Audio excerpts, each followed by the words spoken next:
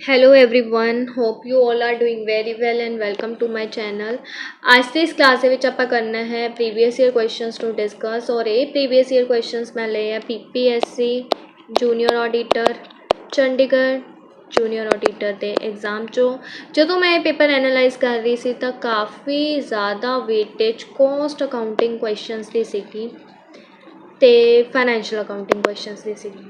ਤਾਂ ਇਸ PDF ਦੇ ਵਿੱਚ ਮੈਂ ਸਿਰਫ ਕੋਸਟ ਅਕਾਊਂਟਿੰਗ ਵਾਲੇ ਕੁਐਸਚਨਸ ਨੂੰ ਐਡ ਕੀਤਾ ਹੈ। ਫਾਈਨੈਂਸ਼ੀਅਲ ਅਕਾਊਂਟਿੰਗ ਹਜੇ ਸਾਡੀ ਕੰਪਲੀਟ ਨਹੀਂ ਹੋਈ ਹੈ ਤਾਂ ਮੈਂ ਇਹਨੂੰ ਐਡ ਨਹੀਂ ਕੀਤਾ। ਔਰ ਜਿੱਦਾਂ ਜਿੱਦਾਂ ਆਪਣੇ ਚੈਪਟਰਸ ਕੰਪਲੀਟ ਹੁੰਦੇ ਜਾਓਗੇ ਉੱਦਾਂ PYQ ਸੈਸ਼ਨਸ ਦੇ ਵਿੱਚ ਮੈਂ ਉਹਨੂੰ ਐਡ ਕਰਦੀ ਰਹੂੰਗੀ। ਕੁਐਸਚਨਸ ਨੂੰ ਕਰਨ ਤੋਂ ਪਹਿਲਾਂ ਤੁਹਾਡੇ ਹੱਥ ਦੇ ਵਿੱਚ ਕਾਪੀ ਪੈਨ ਜ਼ਰੂਰ ਹੋਣਾ ਚਾਹੀਦਾ ਤਾਂ ਕਿ ਜਿੰਨੇ ਇੰਪੋਰਟੈਂਟ ਨੋਟਸ ਜਾਂ ਫਾਰਮੂਲਾਜ਼ ਆ ਉਹ ਤੁਸੀਂ ਆਪਣੇ ਨੋਟਸ ਦੇ ਵਿੱਚ ਐਡ ਕਰ ਸਕੋ। ਸੋ ਸਟਾਰਟ ਕਰਦੇ ਆ ਵਿਦ ਦ ਕੁਐਸਚਨ ਨੰਬਰ 1। पहला क्वेश्चन है साढ़े कोल कि ब्रेक इवन पॉइंट के उत्ते फिक्सड कॉस्ट किदे इक्वल होएगी। पहला तुहानूं ये पता होना चाहिए कि ब्रेक इवन पॉइंट हुंदा की है। ब्रेक इवन पॉइंट वो पॉइंट हुंदा जिथे साडा टोटल रेवन्यू इक्वल्स हो जाता है टोटल कॉस्ट दे और वो कंडीशन कह सकते हैं जिथे फॉर्म नूं या कंपनी नूं नो प्रॉफिट नो लॉस, ना तो वो कुछ अर्न कर रहा होएगा ना ही वो कुछ लॉस कर रहा होएगा। इट मीनस आप ये भी कह सकते हैं उस सिचुएशन च जीरो प्रॉफिट ते जीरो लॉस वाला पॉइंट उन्होंने आप ब्रेक इवन पॉइंट बोल देंगे।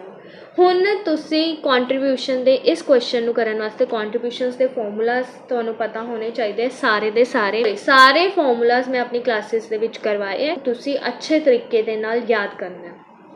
हुण कॉन्ट्रीब्यूशन का एक फॉर्मूला हुंदा है फिक्सड कॉस्ट प्लस प्रॉफिट, अगर लॉस है तो लॉस नूं माइनस करोगे। दूजा फॉर्मूला हुंदा जो बार बार यूज़ किया जाता वो हुंदा है selling price minus variable cost. हुण इस क्वेश्चन च फिक्सड कॉस्ट की गल की जा रही है तो आप फिक्सड कॉस्ट वाला फॉर्मूला यूज़ करांगे। हुण देखो ब्रेक इवन पॉइंट किहड़ा पॉइंट हुंदा जिथे मेरा प्रॉफिट जीरो है तो contribution is equals to fixed cost, profit मेरा जीरो है तो जो तुम फिक्सड कॉस्ट जीरो प्लस करोगे तो थोड़े को फिक्सड कॉस्ट ही आ जाएगा। Contribution is equals to fixed cost हो जाएगा। तो अल्टीमेटली आप ये कह सकते हैं कि फिक्सड कॉस्ट किदे इक्वल होंगे ब्रेक इवन पॉइंट ते कॉन्ट्रीब्यूशन दे इक्वल होंगे। तो इस क्वेश्चन का आंसर हो जाएगा ऑप्शन ए करेक्ट कि ब्रेक इवन पॉइंट ते जिहड़ा मेरा फिक्सड कॉस्ट है वो किदे इक्वल होएगा कॉन्ट्रीब्यूशन दे इक्वल होएगा। यही चीज़ मैं एक्सप्लेनेशन दे विच ऐड की है जिन्होंने तुसीं देख सकते हो। जे मैं लॉस वाली गल करा कि बच्चे अगर कहन कि लॉस वाला किवें निकालेंगे तो contribution mine is equals to fixed cost minus loss तो ब्रेक इवन पॉइंट ते लॉस भी तो जीरो होंगे तो जे तुसीं फिक्सड कॉस्ट जो जीरो माइनस करोगे तो फिक्सड कॉस्ट ही आ जाएगा तो फिक्सड कॉस्ट अल्टीमेटली कॉन्ट्रीब्यूशन के इक्वल ही आ जाएगा। तो चाहे प्रॉफिट लैके करो चाहे लैके करो लॉस, दोनों केसिस दे विच तुहाडे कोल contribution is equals to fixed cost आएगा। तो आप कह सकते हैं फिक्सड कॉस्ट कॉन्ट्रीब्यूशन के इक्वल होएगी। आई होप तुहानूं ये क्वेश्चन समझ आया होएगा और काफ़ी अच्छा क्वेश्चन सीगा। नैक्सट क्वेश्चन ते चलते हाँ। नैक्सट क्वेश्चन है साडे कोल कि अगर PV रेशो दे विच आपां वेरीएबल कॉस्ट नूं प्लस करिए तो साडा ओ किहदे इक्वल आएगा। हुण इहदे लई तुहानूं PV रेशो पता होना चाहिए। PV रेशो नूं आपां बोलदे हाँ कॉन्ट्रीब्यूशन सेल्स रेशो, तो चाहे PV रेशो लिखा हो चाहे कॉन्ट्रीब्यूशन सेल्स रेशो लिखा हो, दोनों का मतलब सेम ही है। हुण इनू मैथमैटिकल टर्म दे विच किद्दां लिखोगे, कॉन्ट्रीब्यूशन नूं लिखोगे न्यूमीरेटर दे विच ते सेल्स नूं लिखोगे डिनोमीनेटर दे विच। ये हो जाएगी तुहाडी कॉन्ट्रीब्यूशन सेल्स रेशो। तो वेरीएबल ये प्लस किनू करना वेरीएबल कॉस्ट रेशो तो प्लस करना variable cost ratio. Variable cost ratio किदे इक्वल हुंदी है वेरीएबल कॉस्ट ओवर सेल्स दे, ठीक है। हुण इहदे लई तुहानूं LCM लेना आना चाहिए तो दूजा तुहानूं कॉन्ट्रीब्यूशन का फॉर्मूला पता होना चाहिए।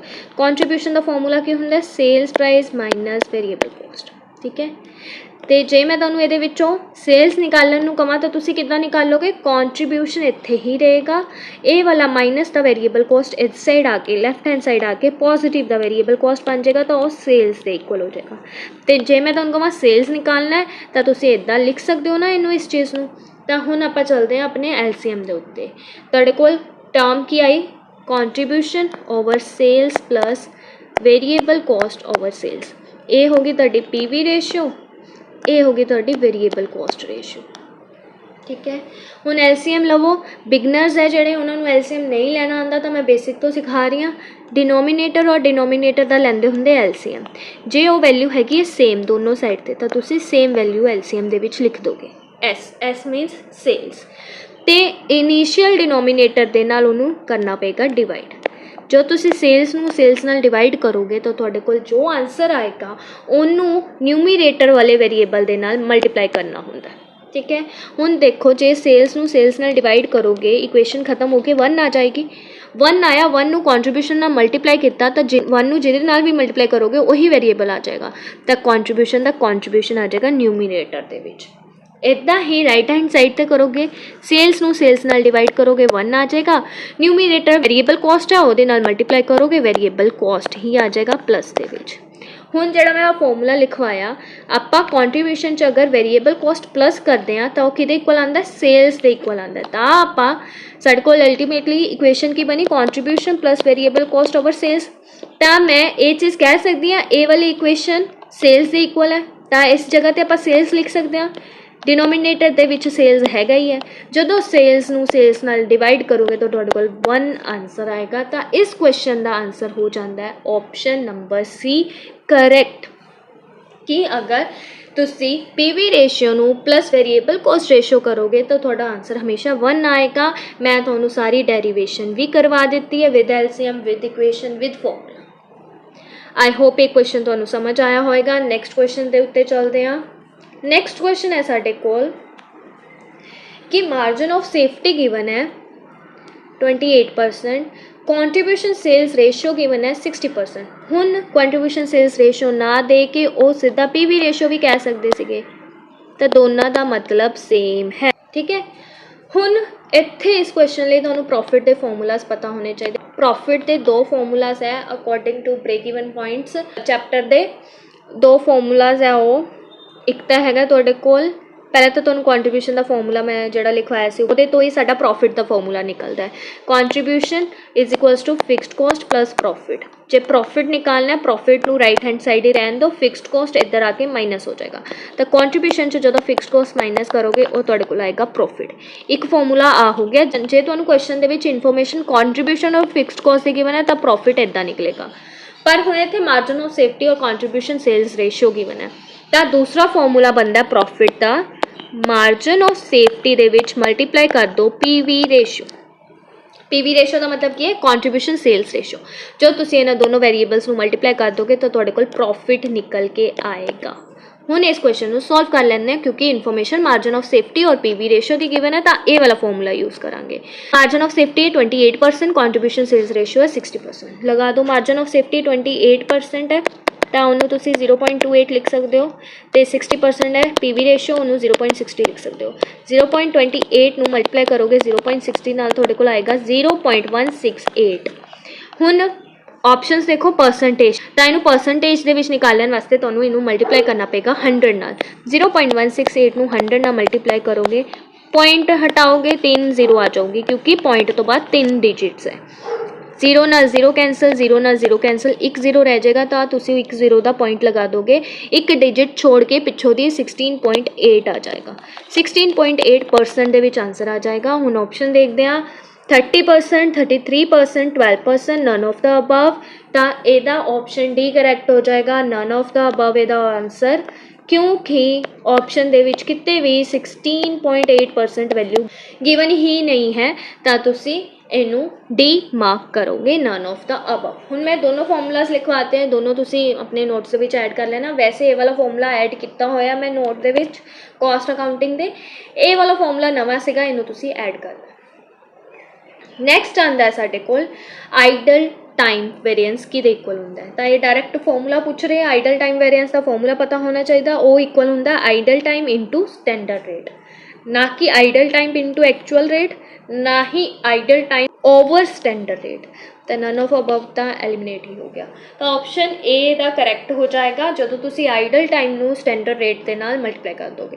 हुण आइडल टाइम की है, वो टाइम जदों वर्कर कोई प्रोडक्टिव काम नहीं कर रहा, इट मीनस वो फ्री बैठा है, कोई प्रोडक्शन नहीं कर रहा, कुछ नहीं कर रहा, पर फिर भी उन्होंने पे करना पै रहा। ठीक है, कंपनी नूं उन्होंने पे करना पै रहा उस आइडल टाइम दे वास्ते, उन्होंने बोल देंगे आइडल टाइम। हुण जिहड़ा ये आइडल टाइम हुंदा है ना, ये अनअवॉइडेबल रीजनस करके हुंदा है, ठीक है। उहदे विच वर्कर की कोई गलती नहीं है, जिद्दां मशीनरी खराब हो जानी, ठीक है, उन्होंने रिपेयर करवाने वास्ते टाइम जाऊगा तो वर्कर नूं फ्री बहना ही पेगा। मटीरियल रीस्टॉक नहीं होया, ਉਹਦੇ ਕੋਲ ਰੋ ਮਟੀਰੀਅਲ ਹੀ ਨਹੀਂ ਹੈ ਪ੍ਰੋਡਕਸ਼ਨ ਕਰਨ ਵਾਸਤੇ, ਤਾਂ ਲੇਬਰ ਇਹਦੇ ਵਿੱਚ ਕੀ ਕਰੇਗਾ, ਵਰਕਰ ਇਹਦੇ ਵਿੱਚ ਕੀ ਕਰੇਗਾ, ਉਹ ਤਾਂ ਫ੍ਰੀ ਬੈਠੇਗਾ ਨਾ। ਬਸ ਇਹ ਵਾਲੇ ਰੀਜ਼ਨਸ ਕਰਕੇ ਜਿਹੜਾ ਟਾਈਮ ਵੇਸਟ ਹੁੰਦਾ ਔਰ ਉਸ ਟਾਈਮ ਦੇ ਬਦਲੇ ਪੇ ਵੀ ਕਰਨਾ ਪੈਂਦਾ ਕੰਪਨੀ ਨੂੰ, ਉਹਨੂੰ ਬੋਲ ਦਿੰਦੇ ਆ ਆਈਡਲ ਟਾਈਮ। ਅਤੇ ਸਟੈਂਡਰਡ ਰੇਟ ਪਰ ਆਰ ਦਾ ਵੇਜ ਰੇਟ जिन्ना भी होएगा कंपनी वालों फिक्स किया जाएगा, वो स्टैंडर्ड रेट हो जाएगा। यही मैं एक्सप्लेनेशन दे विच ऐड किया है, तुसी एक्सप्लेनेशन नू रीड कर सकते हो। और ये PDF और जी पहली क्लास सी PYQ दी ओहदी PDF मैं दोनों ग्रुप के विच शेयर कर लूँगी, तुसी टैलीग्राम चैनल ज्वाइन कर सकते हो। नैक्सट आता है साढ़े को क्वेश्चन, ये भी काफ़ी अच्छा क्वेश्चन पूछा गया है, ठीक है। काफ़ी मैं तुहानूं बार बार कह रही हूँ, काफ़ी अच्छे क्वेश्चन सीगे उस पेपर दे विच, और ज़्यादातर वेटेज कॉस्ट अकाउंटिंग के प्रैक्टिकल क्वेश्चनस दी सीगी। हुण इहदे विच पुछ रहे कि फिक्सड कॉस्ट 80,000 है, वेरीएबल कॉस्ट तुहाडे कोल ते सैलिंग प्राइस पर यूनिट तुहाडे कोल 6 और 10 पर यूनिट है रिस्पैक्टिवली। ब्रेक इवन पॉइंट दे नाल की होएगा अगर तुहाडी फिक्सड कॉस्ट इनक्रीज़ कर दी जाए 10% दे नाल, ठीक है। हुण इस क्वेश्चन नूं सॉल्व करने लई तुहाडे कोल ब्रेक इवन पॉइंट का फॉर्मूला होना चाहिए। ब्रेक इवन पॉइंट का फॉर्मूला हुंदा है यूनिट्स दे विच, ठीक है। वो फॉर्मूला होंदा है fixed cost over contribution per unit, ठीक है। हुण तुहानूं फिक्स कॉस्ट पता होनी चाहिए तो कॉन्ट्रीब्यूशन पर यूनिट पता होना चाहिए। कॉन्ट्रीब्यूशन पर यूनिट निकाल लोगे, वो मैं बार बार दस रही हूँ, बार बार यूज़ होने वाला formula selling price per unit minus cost variable cost per unit. जो तुसीं 10 दे विचों 6 पर यूनिट माइनस करोगे तुहाडे कोल आएगा 4 रुपीज़। फॉर्मूले दे विच पुट कर दो, फिक्सड कॉस्ट कितनी है 80,000 डिवाइड कर दो 4 दे नाल, तुहाडे कोल आएगा 20,000 यूनिट्स आऊगी, ठीक है। ये यूनिट्स वाला फॉर्मूला से। हुण देखो नैक्सट कहते फिक्सड कॉस्ट इनक्रीज़ कर दो 10% दे नाल। फिक्सड कॉस्ट कितनी है मेरे को 80,000 सीगी, इहदे ते 10% लगाओ तो तुहाडे कोल आएगा 8,000 दे नाल फिक्सड कॉस्ट इनक्रीज़ हो गई है। तो इनीशियल सीगी 80,000, 8,000 उहदे विच ऐड कर दो, तुहाडे कोल आ जाएगा 88,000 न्यू फिक्सड कॉस्ट। ये तुहाडी की आएगी न्यू फिक्सड कॉस्ट। हुण इस फिक्सड कॉस्ट के अकॉर्डिंग ब्रेक इवन पॉइंट निकाल लो। ब्रेक इवन पॉइंट का फॉर्मूला वही same, fixed cost over contribution करोगे, फिर ते नवी फिक्सड कॉस्ट कितनी है 88,000 डिवाइड कर दोगे 4 दे नाल, कॉन्ट्रीब्यूशन तो सेम ही रहेगी, ये तुहाडे कोल आएगा 22,000 यूनिट्स।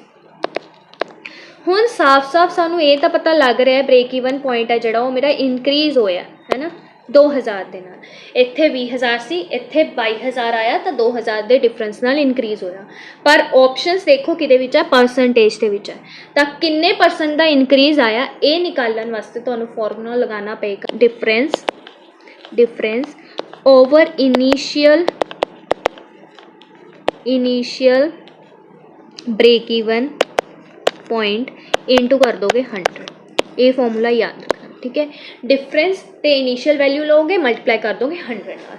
डिफरेंस कितना आया तुहाडे कोल 2,000 का। इनिशियल ब्रेक इवन पॉइंट कितना सीगा 20,000 यूनिट्स दे विच जिहड़ा आया सी साडा आ वाला, ठीक है। मल्टीप्लाई कर दोगे 100 नाल, जो तुसी इहदी कटिंग करोगे 3 0 इहदे नाल गया, 1 0 इहदे नाल गया, 2 इहदे नाल गया, 10 रह गया, तो 10% इनक्रीज़ होया तुहाडे ब्रेक इवन पॉइंट दे विच। हुण ऑप्शनस देख लो, no change in break even point, नहीं चेंज तो हो रहा है। वैल्यू डिक्रीज़ हो रही है 10% नाल ब्रेक इवन पॉइंट की, या वैल्यू इनक्रीज़ हो रही है 10% नाल ब्रेक इवन पॉइंट की। तो हुणे आपां देखिया इनक्रीज़ हो रही है, पहला तुसी इनीशियल इन्फॉर्मेशन नाल ब्रेक इवन पॉइंट निकाल लोगे, फिर तुसी बाद वाली इन्फॉर्मेशन नाल जिहदे नाल तुहाडा कॉस्ट फिक्सड कॉस्ट इनक्रीज़ होया 10% दे नाल, ठीक है। तो ऑप्शन सी इहदा करैक्ट हो जाएगा कि ब्रेक इवन पॉइंट इनक्रीज़ होया 10% नाल। हुण जिन्हों इस ब्रेक इवन पॉइंट का फॉर्मूला पता सी उही ये क्वेश्चन सॉल्व कर सकता सी, अदरवाइज बाकी बच्चों लिए ये क्वेश्चन बहुत ज़्यादा टफ बन जाएगा, ठीक है। होप तुहानू ये क्वेश्चन क्लीयर हो गया होएगा। नैक्सट क्वेश्चन ते चलते हाँ।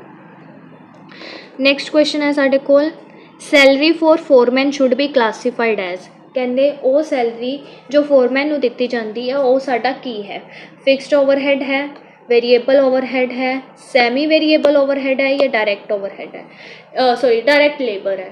तो तुहानूं पता होना चाहिए जिहड़ा सैलरी है ना, सैलरी चाहे किसी की भी सैलरी हो वो फिक्सड ओवरहेड है, वो चेंज नहीं होंदी। पर वेजिज जे वेजिज हुंदा, वेजिज नूं आपां यूनिट्स प्रोड्यूस के उत्ते देने आ तां वो वेरीएबल हो जाता, बट जिहड़ा सैलरी है वो फिक्स ही रहेगा, वो साडा कॉस्ट अकाउंटिंग दे विच वेरीएबल नहीं होंदा। आही एक्सप्लेनेशन मैं इत्थे लिखी है, तुसीं इहनूं रीड कर सकते हो। नैक्सट है अब्जॉर्प्शन का मतलब की है। मैं ये वाला चैप्टर पूरा बहुत डिटेल दे विच करवाया होया, अब्जॉर्प्शन वाला कॉस्ट अकाउंटिंग की प्लेलिस्ट दे विच पिया होएगा, तुसीं देख सकते हो। अब्जॉर्प्शन का मतलब हुंदा है इनडायरैक्ट ओवरहेड्स नूं चार्ज करना, पहला चार्ज करना कॉस्ट सेंटर्स दे विच, फिर उन्होंने चार्ज करना कॉस्ट यूनिट्स दे विच, इनू आपां अब्जॉर्प्शन बोल देंगे। तो ऑप्शन ए भी करैक्ट है, ऑप्शन बी भी इहदा करैक्ट है। पहला चार्ज करना कॉस्ट सेंटर्स दे विच, फिर चार्ज करना कॉस्ट यूनिट्स दे विच। ऑप्शन सी करैक्ट हो जाएगा, ए और B both options are correct, क्योंकि पहला अब्जॉर्प्शन दे विच ओवरहेड्स नूं चार्ज किया जाता है कॉस्ट सेंटर्स दे विच, फिर कॉस्ट यूनिट्स दे विच। तो इत्थे इहदी एक्सप्लेनेशन लिखी है वही जो मैं हुणे एक्सप्लेन की, इनू तुसी रीड कर सकते हो। नैक्सट क्वेश्चन है साडे कोल, margin of safety can be improved by. बहुत अच्छे लैवल का क्वेश्चन है, ठीक है, बहुत ज़्यादा इंटरस्टिंग क्वेश्चन है। हुण आपां देख लैंदे आ मार्जिन ऑफ सेफ्टी किद्दां इंप्रूव किया जाता है, क्वेश्चन दे विच ये पुछया। हुण इंप्रूव का मतलब हुंदा है इनक्रीज़ करना, कि मार्जिन ऑफ सेफ्टी नूं आपां किद्दां इनक्रीज़ कर सकते हैं। ऑप्शन दिते गए सीगे, फिक्स कॉस्ट नूं कट करके, सैलिंग प्राइस नूं इनक्रीज़ करके, वेरीएबल कॉस्ट नूं कट करके, या ऑल ऑफ द अबव। तो इहदा आंसर हैगा ऑल ऑफ द अबव, ठीक है, कि हर चीज़ नाल जिन्ने ऑप्शनस दिते हैं उन्हां नाल आपां मार्जिन ऑफ सेफ्टी नूं इनक्रीज़ कर सकते हैं। पर तुहाडी अंडरस्टैंडिंग वास्ते मैं एक चीज़ का एक ऑप्शन का अप्लाई करके दिखाऊंगी कि किद्दां इनू इनक्रीज़ किया जा सकता है। पर डायरैक्ट याद करने वाले इनू डायरैक्ट भी याद कर लोगे कि मार्जिन ऑफ सेफ्टी नू किद्दां इनक्रीज़ किया जाएगा। हुण देखो, सब तो पहला मार्जिन ऑफ सेफ्टी किहदे इक्वल हुंदा है। मार्जिन ऑफ सेफ्टी का फॉर्मूला हुंदा है actual sales minus break even sales. मैं सारे फॉर्मूलाज डिटेल दे विच विद प्रैक्टिकल करवाए हुए हैं कॉस्ट अकाउंटिंग दी क्लासेस दे विच, तुसीं उत्थे जाके इनू कर सकते हो। मार्जिन ऑफ सेफ्टी का फॉर्मूला हुंदा है actual sales minus break even sales. हुण ब्रेक इवन सेल्स का फॉर्मूला की हुंदा है, दो फॉर्मूलाज हुंदे ब्रेक इवन सेल्स दे। पहला हुंदा यूनिट्स दे विच, दूजा हुंदा वैल्यू दे विच।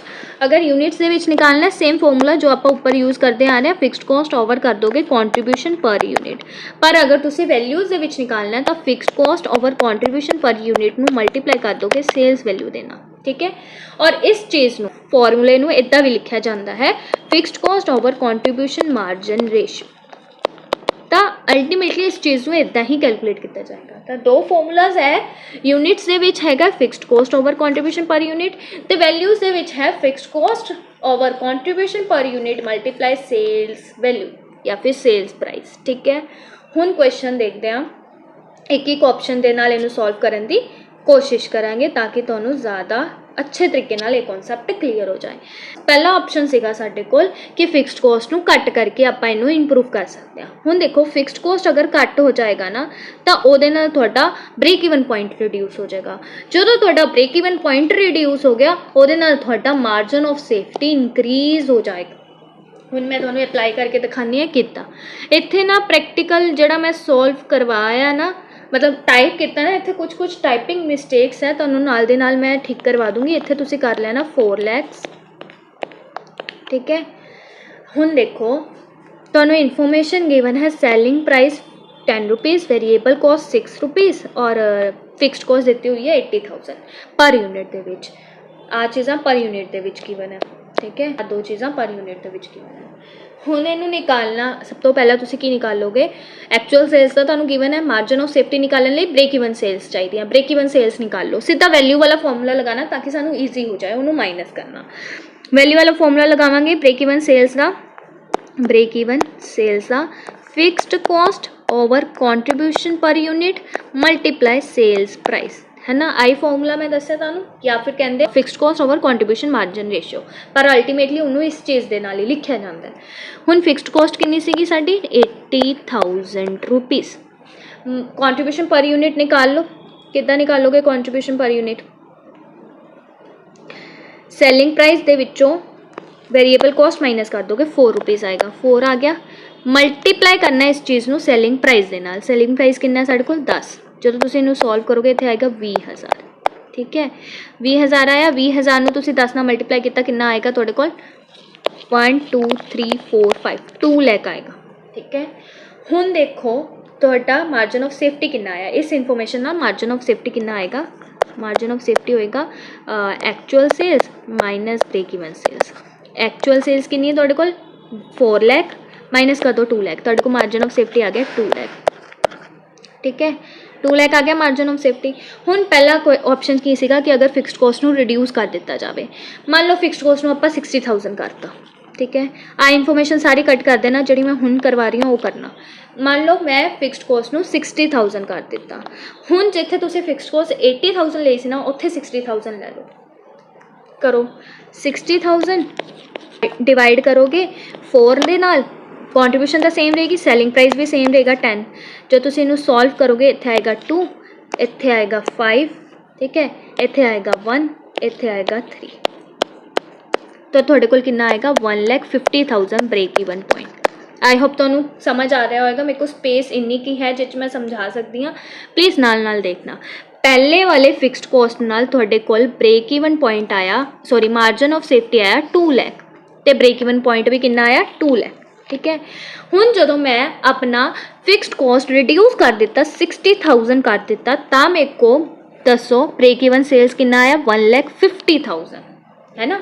1,50,000 आया। जो तुसी 4 लाख के विचों 1,50,000 माइनस करोगे, ये हो गया 4 लाख विचों 1,50,000 माइनस करोगे तो तुहाडे कोल आएगा 2,50,000, है ना। 4 लाख चो जो तुसी 50,000 माइनस करोगे, एक ही है मार्जिन ऑफ सेफ्टी, एक ही है तुहाडा actual sales minus break even sales.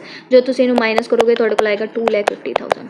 हुण देखो जो पहले केस दे विच जो मेरा फिक्सड कॉस्ट 80,000 सीगा, मेरा मार्जिन ऑफ सेफ्टी आ रहा सी 2 लाख। जो मेरा फिक्सड कॉस्ट डिक्रीज कर दिता मैं 60,000 नाल, तो मेरा मार्जिन ऑफ सेफ्टी आ रहा है 2,50,000। 50,000 नाल इनक्रीज होया ना, क्योंकि मेरा ब्रेक इवन पॉइंट डिक्रीज हो गया सी। देखो इत्थे ब्रेक इवन पॉइंट आ रहा सी 2 लाख, ते इत्थे ब्रेक इवन पॉइंट आ रहा मेरा 1,50,000। डिक्रीज हो गया सी। ब्रेक इवन पॉइंट के डिक्रीज होने नाल मेरा मार्जिन ऑफ सेफ्टी इनक्रीज होएगा। ये सारे पॉइंट तुहानू पता होने चाहिए। सीधा लर्न करन नाल कुछ नहीं होएगा। की पता हो तुहानू ब्रेक इवन पॉइंट दे के क्वेश्चन पूछ लन तो तुसी की आंसर करोगे। तुहानू हर चीज़ पता होनी चाहिए कि अगर मैं फिक्सड कॉस्ट नू डिक्रीज करूँगी तो मेरा ब्रेक इवन पॉइंट डिक्रीज होएगा। मैं एग्जाम्पल नाल भी करवा दिता है। आई नो इत्थे होच पोच हो गया है, पर तुसी जो वीडियो नू करोगे नाल ना तुहानू समझ आएगा कि अगर मैं इत्थे 80,000 नाल निकालदी हाँ तो मेरा 2 लाख आंदा है, तो जे मैं 60,000 नाल निकालदी हाँ तो मेरा 1,50,000 आंदा है। ब्रेक इवन पॉइंट रिड्यूस हो गया। ब्रेक इवन पॉइंट दे रिड्यूस होने नाल मेरा मार्जिन ऑफ सेफ्टी इनक्रीज हो जाएगा। आई होप फर्स्ट ऑप्शन तुहानू क्लीयर है। हुण नैक्सट ऑप्शन करते हैं। मैं एक बार स्क्रीन क्लीन कर दिंदी हाँ। हुण आपां नैक्सट ऑप्शन दे नाल करांगे कि अगर आपां सैलिंग प्राइस नू इनक्रीज कर दईए तो मार्जिन ऑफ सेफ्टी नू भी इनक्रीज किया जाता है।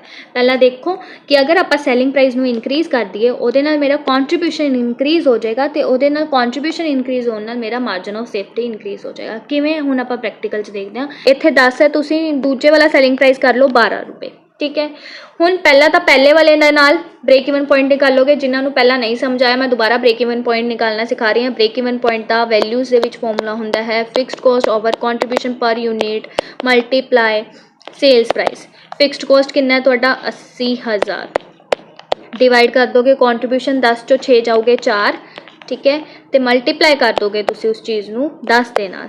जो तुसी इनू सॉल्व करोगे तुहाडे कोल आएगा 2 लाख। ये तुहाडा आया इनीशियल वाला ब्रेक इवन पॉइंट। ठीक है, तो जो तुसी एक्चुअल सेल्स दे विचों 2 लाख माइनस किया, एक्चुअल सेल्स आपां लईआं सी 2 लाख, इनू कट देना, सॉरी 4 लाख।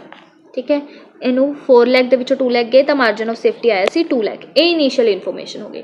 हुण कहंदे कि अगर सैलिंग प्राइस 12 रुपए नाल इनक्रीज कर देवां तां कॉन्ट्रीब्यूशन नवा कॉन्ट्रीब्यूशन कितना आएगा तुहाडे कोल 6 रुपए।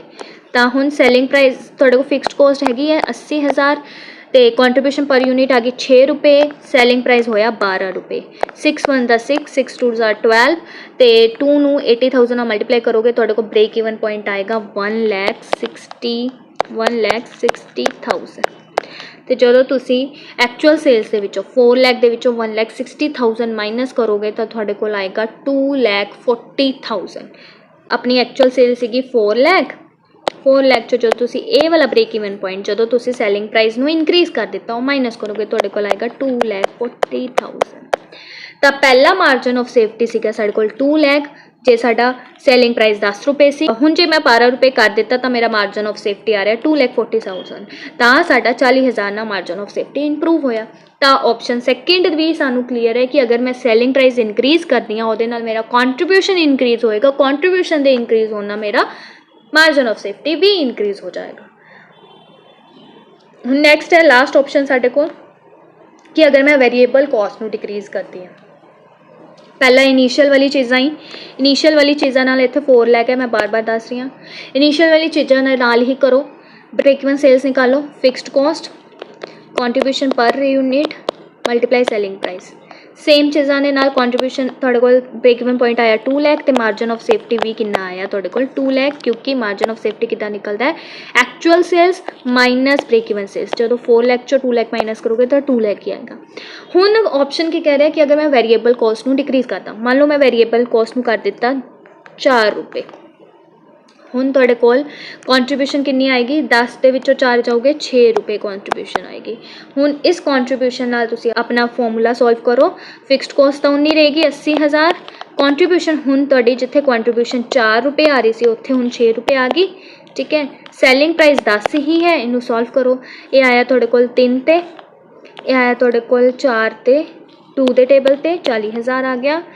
फिर थोड़ा पॉइंट्स दे विच आएगा, फिर 3 दे टेबल ते 1 ते 3 दे टेबल ते 10 जाता है 3.33 समथिंग ते, ठीक। तो जो तुसी इनू मल्टीप्लाई करोगे 40,000 नू 3.33 दे नाल तां तुहाडे कोल आएगा 1,33,200, ठीक है। हुण ये तुहाडा आया नवा ब्रेक इवन पॉइंट, जो तुसी 4 ਲੱਖ चो 1,33,200 माइनस करो आएगा तुहाडे कोल 2,66,800। एक बार कैलकुलेशन चेक कर लेना, हो सकता है थोड़ा जा इधर उधर होवे। तो हुण देखो पहला वाला मेरे को सेम चीज़, पहला वाला मार्जन ऑफ सेफ्टी 2 ਲੱਖ सीगा, हुण वाला मार्जन ऑफ सेफ्टी अगर मैं अपना वेरीएबल कॉस्ट डिक्रीज कर दिंदी हाँ तो आ रहा है 2,66,800, तो इंक्रीज हो गया ना। हुण जिन्ने ऑप्शन से मैं सारे ऑप्शंस प्रैक्टिकल अप्लाई करके दिखा दिते हैं कि ये चीज़ करन नाल इदा इदा उहदा रिजल्ट आएगा तो इदा इदा मार्जन ऑफ सेफ्टी इंक्रीज होएगा। आई होप तुहानूं ये सारी चीज़ां क्लीयर ने कि अगर मैं फिक्स्ड कॉस्ट रिड्यूस करती हाँ तो मेरा ब्रेक इवन पॉइंट रिड्यूस होंदा है, तो अगर मेरा ब्रेक इवन पॉइंट रिड्यूस होंदा है मेरा मार्जन ऑफ सेफ्टी इंक्रीज हो जाता है। इदा ही सैलिंग प्राइस, इदा ही वेरीएबल कॉस्ट। ये वाला एग्जाम्पल प्लीज़ इनू कट कर देना, ठीक है। जिहड़ा मैं हुण करवाया अपने पैन दे नाल तुसी उहनूं नोट करना।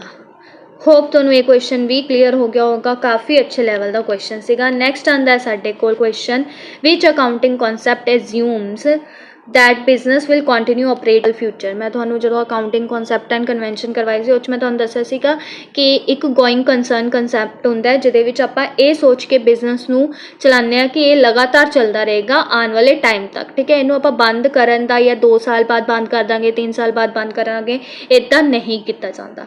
तो इहदा आंसर हो जाएगा गोइंग कंसर्न कंसैप्ट, जिहदे विच ये देखा जाता है कि बिजनेस कंटिन्यू करता रहेगा, उन्होंने शटडाउन या लिक्विडेट नहीं करांगे बहुत छेती, सून का मतलब होंगे छेती तो छेती उन्होंने नहीं करांगे। नैक्सट आंदा according to which concept, I think last question है ये, हाँ जी अज की क्लास का। According to which concept should revenue be recognized only when it is earned regardless of the cash received. Question कह रहा है कि वो केड़ा कॉन्सैप्ट है कि अगर आपां रेवन्यू नूं उदों ही रिकगनाइज करना जदों वो अर्नड हो गया, ना कि जदों वो कैश दे विच रिसीव होया। तो वो केड़ा कॉन्सैप्ट है, रियलाइजेशन कॉन्सैप्ट है। रियलाइजेशन कॉन्सैप्ट के अकॉर्डिंग क्या होंदा है कि रेवन्यू नूं उदों रिकॉर्ड कर लिता जाता है जदों वो अर्नड हो गया, ना कि जदों एक्चुअल दे विच मैनूं कैश रिसीव हो गया। ये नोट कर लेना अपनी कॉपी दे विच, इंपॉर्टेंट कॉन्सैप्ट है। सो ये सी जी अज की अपनी क्लास। होप तुहानूं क्लास वधिया लगी होएगी। जे तुहानूं क्लास वधिया लगी होए प्लीज़ ਚੈਨਲ ਨੂੰ ਸਬਸਕ੍ਰਾਈਬ ਕਰਨਾ ਔਰ ਵੀਡੀਓ ਨੂੰ ਵੱਧ ਤੋਂ ਵੱਧ ਸ਼ੇਅਰ ਔਰ ਲਾਈਕ ਜ਼ਰੂਰ ਕਰਨਾ। ਇਹਦੇ ਨਾਲ ਨਾਲ ਮੇਰਾ ਟੈਲੀਗ੍ਰਾਮ ਚੈਨਲ ਜੁਆਇਨ ਕਰ ਲਓ ਫॉर रेगुलर अपडेट्स और अपना फीडबैक प्लीज़ इस क्लास का अपना फीडबैक ज़रूर प्रोवाइड करवाना कि ਤੁਹਾਨੂੰ क्लास किद्दां दी लगी और लैवल ऑफ क्वेश्चंस ਤੁਹਾਨੂੰ किद्दां दे लगे। ठीक है, ਇਹਦੇ ਨਾਲ ਮਿਲਾਂਗੇ ਨੈਕਸਟ ਕਲਾਸ ਦੇ ਵਿੱਚ ਕਨਸੈਪਟ ਵਾਲੀ ਜੋ ਡੈਪਰੀਸੀਏਸ਼ਨ ਸਾਡਾ ਚੱਲ ਰਿਹਾ ਉਹਨੂੰ ਖਤਮ ਕਰਾਂਗੇ। So thank you so much, ਮਿਲਦੇ ਹਾਂ ਨੈਕਸਟ ਕਲਾਸ ਦੇ ਵਿੱਚ।